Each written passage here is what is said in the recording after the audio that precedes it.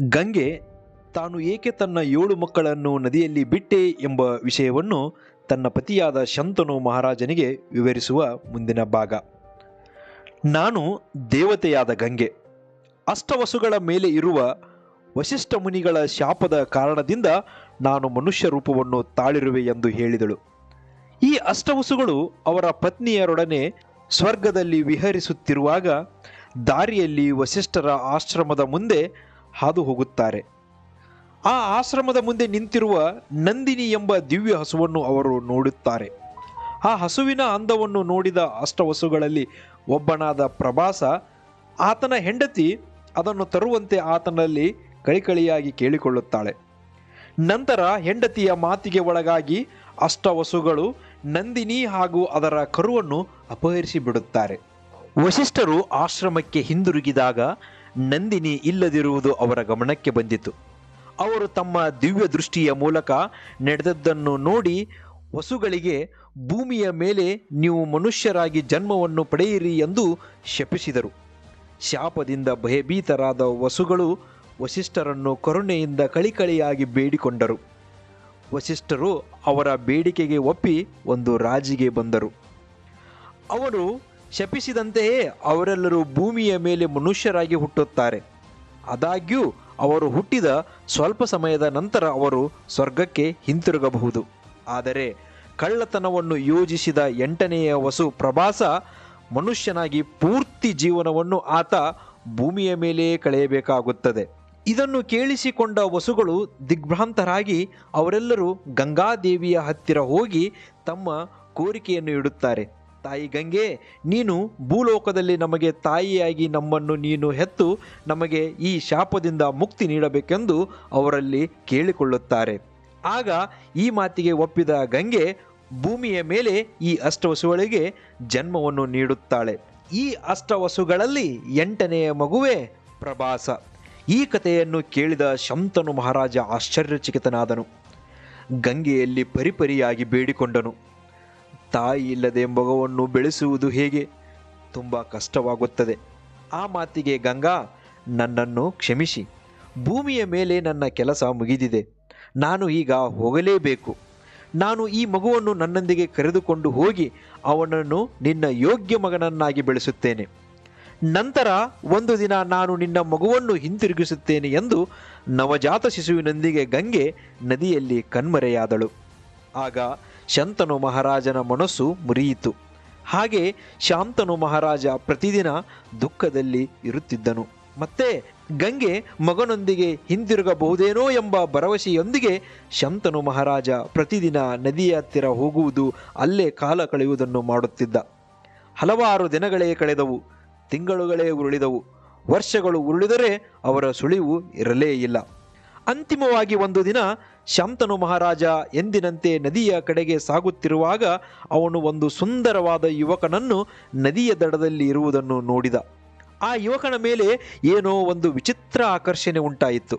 ಅದಕ್ಕೆ ಶಾಂತನು ಆ ಯುವಕನ ಬಳಿ ತೆರಳಿ ಯಾರು ನೀನು ಎಂದು ಕೇಳುವಷ್ಟರಲ್ಲಿಯೇ ಗಂಗೆ ನದಿಯಿಂದ ಎದ್ದು ಬಂದು ಶಾಂತನ ಬಳಿಗೆ ಬಂದು, ಓ ರಾಜ, ಇದು ನಿನ್ನ ಮಗ. ನಾನು ಅವನನ್ನು ನನ್ನೊಂದಿಗೆ ಕರೆದುಕೊಂಡು ಹೋಗಿದ್ದೇನಲ್ಲ, ಅವನು ಇಂದು ಬೆಳೆದು ದೊಡ್ಡ ವ್ಯಕ್ತಿಯಾಗಿದ್ದಾನೆ. ದೊಡ್ಡ ಋಷಿ ಪರಂಪರೆಯ ಪರಶುರಾಮರಿಂದ ಯುದ್ಧ ಕಲೆಗಳನ್ನು ಕರಗತ ಮಾಡಿಕೊಂಡಿದ್ದಾನೆ ಮತ್ತು ಅವನು ತನ್ನ ಗುರುವಿನಂತೆಯೇ ಕೌಶಲ್ಯ ಮತ್ತು ಶಕ್ತಿಶಾಲಿಯಾಗಿದ್ದಾನೆ. ಹಾಗೆಯೇ ಅವನು ಮಹಾನ್ ಋಷಿ ವಸಿಷ್ಠರಿಂದ ಎಲ್ಲ ವೇದಶಾಸ್ತ್ರಗಳನ್ನು, ಪವಿತ್ರ ಗ್ರಂಥಗಳನ್ನು ಕಲಿತಿದ್ದಾನೆ ಮತ್ತು ಬುದ್ಧಿವಂತರಲ್ಲಿಯೇ ಅತ್ಯಂತ ಬುದ್ಧಿವಂತನಾಗಿದ್ದಾನೆ ಮತ್ತು ಶ್ರೇಷ್ಠ ಬಿಲ್ವಿದ್ಯೆಗಾರನು ಕೂಡ ಆಗಿದ್ದಾನೆ. ಅವನ ಹೆಸರೇ ದೇವವ್ರತ. ಮತ್ತು ನಾನು ಭರವಸೆ ನೀಡಿದಂತೆಯೇ ನಾನು ನಿಮ್ಮ ಮಗನನ್ನು ನಿಮಗೆ ಹಿಂದಿರುಗಿಸಲು ಬಂದಿದ್ದೇನೆ. ದಯವಿಟ್ಟು ನಿಮ್ಮ ಮಗನನ್ನು ಸ್ವೀಕರಿಸಿ ಎಂದು ಹೇಳಿದಳು. ಆಗ ಶಾಂತನು ಸಂತೋಷದಿಂದ ಪರಮಾನಂದಗೊಂಡನು. ತನ್ನ ಮಗನಾದ ದೇವವ್ರತನನ್ನು ಅಪ್ಪಿಕೊಂಡು ಹಸ್ತಿನಾಪುರದಲ್ಲಿ ತನ್ನ ಅರಮನೆಗೆ ಕರೆದೊಯ್ದನು. ಶೀಘ್ರದಲ್ಲೇ ದೇವವ್ರತನು ಹಸ್ತಿನಾಪುರದ ಅತ್ಯಂತ ಜನಪ್ರಿಯ ಯುವರಾಜಕುಮಾರನಾದನು. ಅವನ ಸೌಮ್ಯ ಮತ್ತು ದಯೆ ತೋರುವ ನಡವಳಿಕೆ ಹಾಗೂ ಅವನ ಧೈರ್ಯ, ಶಕ್ತಿಶಾಲಿ ಬುದ್ಧಿವಂತಿಕೆ ಮತ್ತು ಜ್ಞಾನವು ಅವನನ್ನು ಹಸ್ತಿನಾಪುರದ ಸಿಂಹಾಸನಕ್ಕೆ ಸರಿಯಾದ ಉತ್ತರಾಧಿಕಾರಿಯನ್ನಾಗಿ ಮಾಡಿತು. ಒಂದು ದಿನ ದೇವವ್ರತ ಹತ್ತಿರದ ಹುಲ್ಲುಗಾವಲಿನಲ್ಲಿ ತನ್ನ ಕುದುರೆಯ ಮೇಲೆ ಸವಾರಿ ಮಾಡುತ್ತಿರುವಾಗ ಒಂದು ದೊಡ್ಡ ಸೈನ್ಯ ಸಮೀಪಿಸುತ್ತಿರುವುದನ್ನು ನೋಡಿದನು. ಅದು ಒಂದು ದೊಡ್ಡ ಸೈನ್ಯವಾಗಿತ್ತು. ಅವರು ಹಸ್ತಿನಾಪುರದ ಮೇಲೆ ದಾಳಿ ಮಾಡಲು ಬರುತ್ತಿದ್ದರು.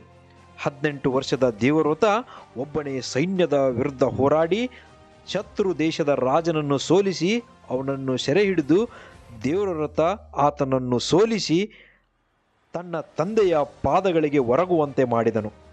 ಆಗ ಶಂತನು ಮಹಾರಾಜ ತನ್ನ ಮಗ ದೇವವ್ರತನ ವೀರ ಪರಾಕ್ರಮ ಹಾಗೂ ಧೈರ್ಯ ಶೌರ್ಯವನ್ನು ಕಂಡು ಆತನನ್ನು ಮೆಚ್ಚಿ ತುಂಬು ಹೃದಯದಿಂದ ಹರಸಿ ಹಾರೈಸಿದನು.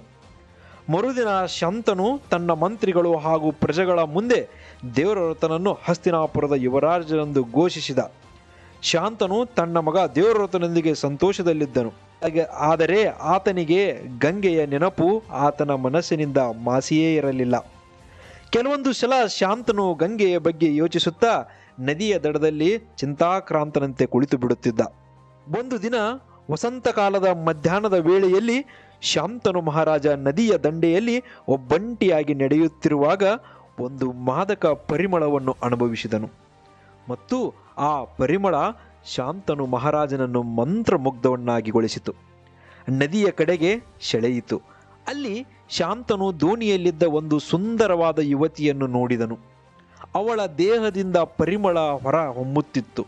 ಮತ್ತೊಮ್ಮೆ ಶಾಂತನು ರಾಜ ಆ ಮಹಿಳೆಯ ಸೌಂದರ್ಯಕ್ಕೆ ಮನಸೋತು ಹೋದನು. ಗಂಗೆಯ ಆಲೋಚನೆಗಳು ಶಾಂತನ ಮನಸ್ಸಿನಿಂದ ಮಾಯವಾಗಿ ಈ ಮಹಿಳೆಯೇ ತನ್ನ ಅದೃಷ್ಟವೆಂದು ಭಾವಿಸಿದನು. ಶಾಂತನು ಆ ಕನ್ಯೆಯ ಬಳಿಗೆ ನಡೆದು ಅವಳನ್ನು ಕೇಳಿಯೇ ಬಿಟ್ಟನು. ನೀನು ಯಾರು? ಈ ಸುಂದರವಾದ ಮಹಿಳೆ, ನಿನ್ನ ಹೆಸರೇನು? ಆ ಮಹಿಳೆ ಮುಗುಳ್ನಕ್ಕು ನಾನು ಸತ್ಯವತಿ, ದಶರಾಜನ ಮಗಳು ಎಂದು ಪುನರುಚ್ಚರಿಸಿದಳು. ಆಗ ಶಾಂತನು ಮಹಾರಾಜ ಒಂದು ಸೂಕ್ಷ್ಮವಾದ ಹೂವನ್ನು ಎತ್ತಿಕೊಳ್ಳುವಂತೆ ಆಕೆಯ ಕೈಯನ್ನು ಮೃದುವಾಗಿ ಹಿಡಿದು, ಸತ್ಯವತಿ, ನಾನು ಹಸ್ತಿನಾಪುರದ ಮಹಾರಾಜ ಶಾಂತನು. ಆದರೆ ನಿನ್ನ ಸೌಂದರ್ಯಕ್ಕೆ ನನ್ನ ಮೇಲೆ ಮಾಟ ಮಾಡಿ ನನ್ನನ್ನು ನಿನ್ನ ಗುಲಾಮನನ್ನಾಗಿ ಮಾಡಿದೆ. ಹೇಳು, ಈಗ ನಾನು ನೀನಿಲ್ಲದೆ ಬದುಕಲು ಸಾಧ್ಯವಿಲ್ಲ. ದಯವಿಟ್ಟು ನನ್ನನ್ನು ಮದುವೆಯಾಗು ಮತ್ತು ನನ್ನ ರಾಣಿಯಾಗು ಎಂದು ಅವಳಲ್ಲಿ ಕೇಳಿಕೊಂಡನು. ಆಗ ಸತ್ಯವತಿ ಮುಗುಳ್ನಗುತ್ತಾ, ಓ ರಾಜ, ನಿನ್ನ ಪ್ರಸ್ತಾಪದ ಮೇಲೆ ನನಗೆ ಗೌರವವಿದೆ. ಆದರೆ ನೀನು ನನ್ನ ತಂದೆಗೆ ಕೇಳಬೇಕಾಗುತ್ತದೆ. ಅವರು ಒಪ್ಪಿದರೆ ನಿನ್ನನ್ನು ಮದುವೆಯಾಗಲು ನನಗೆ ಯಾವುದೇ ಅಭ್ಯಂತರವಿಲ್ಲ ಎಂದು ಹೇಳಿದಳು. ಶಾಂತನು ಮಹಾರಾಜ ಯಾರಾದರೂ ತನ್ನ ಮಗಳನ್ನು ನನ್ನಂತಹ ಮಹಾರಾಜನಿಗೆ ಮದುವೆ ಮಾಡಿಕೊಡಲು ಒಪ್ಪದಿರಲು ಹೇಗೆ ಸಾಧ್ಯ ಎಂದು ಭಾವಿಸಿದನು. ಆತ್ಮವಿಶ್ವಾಸದಿಂದ ರಾಜ ಶಾಂತನು ಸತ್ಯವತಿಯ ತಂದೆ ದಶರಾಜನನ್ನು ಭೇಟಿಯಾಗಿ, ನಾನು ಹಸ್ತಿನಾಪುರದ ರಾಜ ಶಾಂತನು. ನಾನು ನಿನ್ನ ಸುಂದರವಾದ ಮಗಳನ್ನು ಸತ್ಯವತಿಯನ್ನು ಪ್ರೀತಿಸುತ್ತಿದ್ದೇನೆ. ಮದುವೆಯಾಗಿ ಅವಳನ್ನು ನನ್ನನ್ನು ರಾಣಿಯನ್ನಾಗಿಸಲು ಬಯಸುತ್ತೇನೆ. ದಯವಿಟ್ಟು ನನಗೆ ನಿನ್ನ ಅನುಮತಿ ಮತ್ತು ಆಶೀರ್ವಾದ ನೀಡುತ್ತೀರಾ ಎಂದು ಶಾಂತನು ಕೇಳಿದನು. ಆಗ ಸತ್ಯವತಿಯ ತಂದೆ ದಶರಾಜ, ನನಗೆ ನಿನ್ನ ಪ್ರಸ್ತಾಪದ ಬಗ್ಗೆ ಗೌರವವಿದೆ. ನಿನ್ನಂತಹ ಮಹಾನ್ ರಾಜರು ಮದುವೆಗೆ ಅರ್ಹನಾಗಿರುವ ಸತ್ಯವತಿ ಅದೃಷ್ಟಶಾಲಿಯೇ. ಆದರೆ ತಂದೆಯಾಗಿ ನನಗೆ ನನ್ನ ಮಗಳ ಬಗ್ಗೆ ನನ್ನ ಬಾಧ್ಯತೆಗಳಿವೆ ಮತ್ತು ಅದು ನಿನ್ನ ಪ್ರಸ್ತಾಪವನ್ನು ಸ್ವೀಕರಿಸಿದಂತೆ ನನ್ನನ್ನು ತಡೆಯುತ್ತಿದೆ. ನೀನು ಕ್ಷಮಿಸುತ್ತೀಯಾ ಎಂದು ಭಾವಿಸುತ್ತೇನೆ ಎಂದು ಹೇಳಿದ. ಆಗ ಶಾಂತನು ಸ್ವಲ್ಪ ಆಶ್ಚರ್ಯಚಕಿತನಾಗಿ, ನಿಮಗೆ ಏನು ತೊಂದರೆ ಕಾಡುತ್ತಿದೆ? ನನಗೆ ಹೇಳಿ, ನಾನು ನಿಮ್ಮ ಭಯವನ್ನು ನನ್ನ ಸಾಮರ್ಥ್ಯಕ್ಕೆ ತಕ್ಕಂತೆ ಶಮನಗೊಳಿಸಲು ಪ್ರಯತ್ನಿಸುತ್ತೇನೆ ಎಂದು ಶಾಂತನು ಮಹಾರಾಜ ನುಡಿದನು. ಆಗ ದಶರಾಜರು ನಮ್ರತೆಯಿಂದ, ಓ ರಾಜ, ನೀನು ದೇವವ್ರತನನ್ನು ಹಸ್ತಿನಾಪುರದ ಯುವರಾಜ ಎಂದು ಘೋಷಿಸಿದ್ದೀಯ. ನಿಸ್ಸಂದೇಹವಾಗಿ ರಾಜಕುಮಾರ ದೇವವ್ರತ ಹಸ್ತಿನಾಪುರದ ರಾಜನಾಗಲು ಅರ್ಹ. ಆದರೆ ನೀನು ನನ್ನ ಮಗಳನ್ನು ಮದುವೆಯಾದರೆ ಅವಳ ಮಗನಿಗೆ ಏನಾಗುತ್ತದೆಯೋ? ದೇವವ್ರತ ಶಕ್ತಿಶಾಲಿ ರಾಜನಾಗಿರುತ್ತಾನೆ. ನನ್ನ ಮೊಮ್ಮಗುವಿಗೆ ಅರಮನೆಯಲ್ಲಿ ಯಾವುದೇ ಪಾತ್ರವಿರುವುದಿಲ್ಲ. ಹೀಗಾಗಲು ನಾನು ಬಿಡುವುದಿಲ್ಲ. ನಿಮ್ಮ ನಂತರ ಸತ್ಯವತಿಯ ಮಗನೇ ರಾಜನಾಗುತ್ತಾನೆ ಎಂದು ನೀವು ಭರವಸೆ ನೀಡಿದರೆ ನನ್ನ ಮಗಳನ್ನು ನಿಮಗೆ ಮದುವೆ ಮಾಡಿಕೊಡಲು ನನಗೆ ಯಾವುದೇ ಅಭ್ಯಂತರವಿಲ್ಲ. ನೀವು ನನಗೆ ಈ ಭರವಸೆಯನ್ನು ನೀಡಬಹುದೇ ಎಂದು ದಶರಾಜ ಕೇಳಿದ. ಆಗ ಶಾಂತನು ಇದನ್ನು ಕೇಳಿ ಆಘಾತಕ್ಕೊಳಗಾದನು. ಆದರೆ ಈ ಬಾರಿ ತಲೆಕೆಡಿಸಿಕೊಳ್ಳದೆ ಇದು ಅಸಾಧ್ಯ ಎಂದು ಹೇಳಿದನು. ಆಗ ದಶರಾಜ ಕೈ ಮುಗಿದು, ದಯವಿಟ್ಟು ನನ್ನನ್ನು ಕ್ಷಮಿಸು ರಾಜ, ನನ್ನ ಮಗಳನ್ನು ನಿಮಗೆ ಕೊಡಲು ನಾನು ಒಪ್ಪಲು ಸಾಧ್ಯವಿಲ್ಲ ಎಂದು ಹೇಳಿದ. ಆಗ ಶಂತನು ರಾಜ ಭಾರವಾದ ಹೃದಯದಿಂದ ಅರಮನೆಗೆ ಹಿಂತಿರುಗಿದನು. ದೇವವ್ರತ ತನ್ನ ತಂದೆಯಲ್ಲಿನ ಬದಲಾವಣೆಗಳನ್ನು ಗಮನಿಸಿದನು. ತಂದೆಯನ್ನು ಹಲವು ಬಾರಿ ಕೇಳಿದ, ಏನು ವಿಷಯ, ಯಾಕೆ ಇಷ್ಟೊಂದು ಅಸಂತೋಷಗೊಂಡಿದ್ದೀರಾ? ದಯವಿಟ್ಟು ನನಗೆ ಹೇಳಿ, ನಾನು ಕೈಲಾದಷ್ಟು ಸಮಸ್ಯೆಯನ್ನು ಪರಿಹರಿಸಲು ಪ್ರಯತ್ನಿಸುತ್ತೇನೆ ಎಂದನು. ಆಗ ಶಾಂತನು ತನ್ನ ಮಗನನ್ನು ನೋಡಿ, ನಾನು ನನ್ನ ಬಗ್ಗೆ ಚಿಂತಿಸುತ್ತಿಲ್ಲ, ನಮ್ಮ ಸಾಮ್ರಾಜ್ಯದ ಬಗ್ಗೆ ಚಿಂತಿಸುತ್ತಿದ್ದೇನೆ. ನಮ್ಮ ಶತ್ರುಗಳು ಎಲ್ಲ ದಿಕ್ಕುಗಳಿಂದ ದಾಳಿ ಮಾಡುತ್ತಲೇ ಇದ್ದಾರೆ. ನೀನು ಅವರೆಲ್ಲರ ವಿರುದ್ಧ ಹೋರಾಡುತ್ತಿದ್ದೀಯ, ಅದು ನನಗೆ ತಿಳಿದಿದೆ. ನೀನು ಅಜೇಯ, ಯುದ್ಧದಲ್ಲಿ ಯಾವುದೇ ಮನುಷ್ಯ ನಿನ್ನನ್ನು ಸೋಲಿಸಲು ಸಾಧ್ಯವಿಲ್ಲ. ಆದರೆ ಏನಾದರೂ ಅಪಘಾತಗಳು ಸಂಭವಿಸಿದರೆ, ನಿನಗೆ ಏನಾದರೂ ಆದರೆ ಈ ಹಸ್ತಿನಾಪುರವನ್ನು ಯಾರು ರಕ್ಷಿಸುತ್ತಾರೆ? ರಾಜವಂಶದ ಬುದ್ಧಿವಂತರು ಹೇಳುತ್ತಾರೆ, ಒಬ್ಬನೇ ಮಗನಿರುವುದು ಯಾರೂ ಇಲ್ಲದಿರುವಂತೆಯೇ. ದೇವವ್ರತ ತನ್ನ ತಂದೆಗೆ ಇನ್ನೂ ಏನಾದರೂ ತೊಂದರೆ ಇರಬಹುದೆಂದು ಅರಿತುಕೊಂಡು ಮಂತ್ರಿಗಳು ಹಾಗೂ ಇತರ ಹಿತೈಷಿಗಳನ್ನು ವಿಚಾರಿಸಿದನು. ಕೊನೆಗೆ ರಾಜನ ಸಾರಥಿ ದೇವವ್ರತನಿಗೆ ತನ್ನ ತಂದೆಯ ಖಿನ್ನತೆಯ ಬಗ್ಗೆ ನಿಜವಾದ ಕಾರಣಗಳನ್ನು ತಿಳಿಸಿದನು. ಸಾರಥಿಯು ದೇವವ್ರತನಿಗೆ ಸತ್ಯವತಿಯ ಬಗ್ಗೆ ಹಾಗೂ ಅವಳ ತಂದೆ ದಶರಾಜನ ಬಗ್ಗೆ, ಶಾಂತನು ಅವಳನ್ನು ಮದುವೆಯಾಗುವ ಪ್ರಸ್ತಾವವನ್ನು ಹೇಗೆ ತಿರಸ್ಕರಿಸಿದನೆಂದು ಹೇಳಿದನು. ಆಗ ದೇವವ್ರತ ರಥವನ್ನು ಏರಿ ದಶರಾಜನನ್ನು ಭೇಟಿಯಾಗಿ, ನೀವು ನನ್ನ ತಂದೆಗೆ ನಿಮ್ಮ ಮಗಳನ್ನು ಮದುವೆ ಮಾಡಿಕೊಡುವುದನ್ನು ತಿರಸ್ಕರಿಸುವುದನ್ನು ನಾನು ಕೇಳಿದ್ದೇನೆ. ಈ ಮದುವೆಗೆ ಒಪ್ಪಲು ನಾನು ಏನು ಮಾಡಬೇಕೆಂದು ಹೇಳಿ. ಆಗ ದಶರಾಜನು, ನನ್ನ ಮಗಳ ಉದರದಲ್ಲಿ ಜನಿಸುವ ರಾಜಕುಮಾರರೇ ಮುಂದಿನ ಹಸ್ತಿನಾಪುರದ ಚಕ್ರವರ್ತಿಗಳಾಗಬೇಕು. ಆಗ ದೇವವ್ರತ, ಇಷ್ಟೇ ತಾನೇ ಎಂದು, ನಾನು ದೇವವ್ರತ ಗಂಗಾ ಮಾತೆಯ ಪುತ್ರ, ಹಸ್ತಿನಾಪುರದ ಸಿಂಹಾಸವನ್ನು ಎಂದಿಗೂ ಪಡೆಯುವುದಿಲ್ಲ ಎಂದು ಭರವಸೆ ನೀಡುತ್ತೇನೆ. ನಾನು ಎಂದಿಗೂ ರಾಜನಾಗುವುದಿಲ್ಲ. ಸತ್ಯವತಿಯ ಮಗ, ಅಂದರೆ ನಿಮ್ಮ ಮೊಮ್ಮಗ ರಾಜನಾಗುತ್ತಾನೆ. ಅದು ನಿಮ್ಮನ್ನು ತೃಪ್ತಿಪಡಿಸುತ್ತದೆಯೇ ಎಂದು ಕೇಳಿದ. ಆದರೆ ಸತ್ಯವತಿಯ ತಂದೆಗೆ ಇನ್ನೂ ತೃಪ್ತಿ ಇರಲಿಲ್ಲ. ಅದು ನಿಮ್ಮ ದಯೆ ರಾಜಕುಮಾರ ದೇವವ್ರತ, ಆದರೆ ನೀವು ನಿಮ್ಮ ಸಿಂಹಾಸನವನ್ನು ತ್ಯಜಿಸಿದರೂ ಸಹ ನಿಮ್ಮ ಮಕ್ಕಳು ದೊಡ್ಡವರಾದಾಗ ಅವರು ಖಚಿತವಾಗಿ ಸಿಂಹಾಸನದ ಮೇಲೆ ತಮ್ಮ ಹಕ್ಕನ್ನು ಪಡೆಯುತ್ತಾರೆ ಮತ್ತು ಇದು ಕುಟುಂಬದಲ್ಲಿ ದ್ವೇಷಕ್ಕೆ ಕಾರಣವಾಗಬಹುದು. ಹಾಗಾಗಿ ನಾನು ಇದನ್ನು ಅನುಮತಿಸಲು ಸಾಧ್ಯವಿಲ್ಲ. ಆಗ ದೇವವ್ರತ ಸ್ವಲ್ಪ ಸಮಯ ಯೋಚಿಸಿದ ನಂತರ, ಓ ರಾಜ, ನಾನು ದೇವರ ಮುಂದೆ ನಿಮ್ಮ ಮುಂದೆ ನಿಂತು ನಾನು ಎಂದಿಗೂ ಮದುವೆಯಾಗುವುದಿಲ್ಲ ಎಂದು ನಾನು ನಿಮಗೆ ಭರವಸೆಯನ್ನು ನೀಡುತ್ತೇನೆ ಮತ್ತು ನಾನು ಎಂದಿಗೂ ಮದುವೆಯಾಗುವುದಿಲ್ಲ, ಜೊತೆಗೆ ಒಬ್ಬಂಟಿಯಾಗಿಯೇ ಇರುತ್ತೇನೆಂದು ಹೇಳಿದ. ಈ ಆಳವಾದ ಪ್ರತಿಜ್ಞೆಯನ್ನು ಕೇಳಿ ದೇವಾನುದೇವತೆಗಳು ಅವನ ಮೇಲೆ ಹೂಮಳೆಯನ್ನೆರಗಿದವು. ಅಂದಿನಿಂದ ದೇವವ್ರತನ ಹೆಸರು ಭೀಷ್ಮನೆಂದು ಬದಲಾಯಿತು. ಆಗ ದಶರಾಜನು ಭೀಷ್ಮನ ಪ್ರತಿಜ್ಞೆಯನ್ನು ಕೇಳಿ ಸಂತೋಷದಿಂದ ಸತ್ಯವತಿಯನ್ನು ರಾಜ ಶಾಂತನಿಗೆ ಮದುವೆ ಮಾಡಲು ಒಪ್ಪಿದ. ಭೀಷ್ಮ ಸತ್ಯವತಿಯನ್ನು ತನ್ನ ರಥದ ಮೇಲೆ ಕೂರಿಸಿ ಅರಮನೆಗೆ ಕರೆತಂದನು ಹಾಗೂ ರಾಜ ಶಾಂತನು ಖಿನ್ನತೆಯನ್ನು ಹೋಗಲಾಡಿಸಿದನು.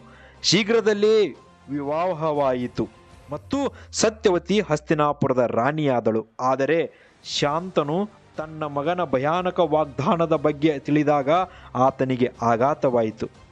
ಭೀಷ್ಮ ತಂದೆಯನ್ನು ಸಮಾಧಾನಪಡಿಸಿದನು ಹಾಗೂ, ತಂದೆ, ನಿನ್ನ ಸಂತೋಷವೇ ನನಗೆ ಎಲ್ಲಕ್ಕಿಂತ ಹೆಚ್ಚು. ನಿನ್ನ ಮುಖದಲ್ಲಿ ನಗುವನ್ನು ನೋಡಲು ನಾನು ನನ್ನ ಜೀವನವನ್ನು ತ್ಯಜಿಸಬಲ್ಲೆ.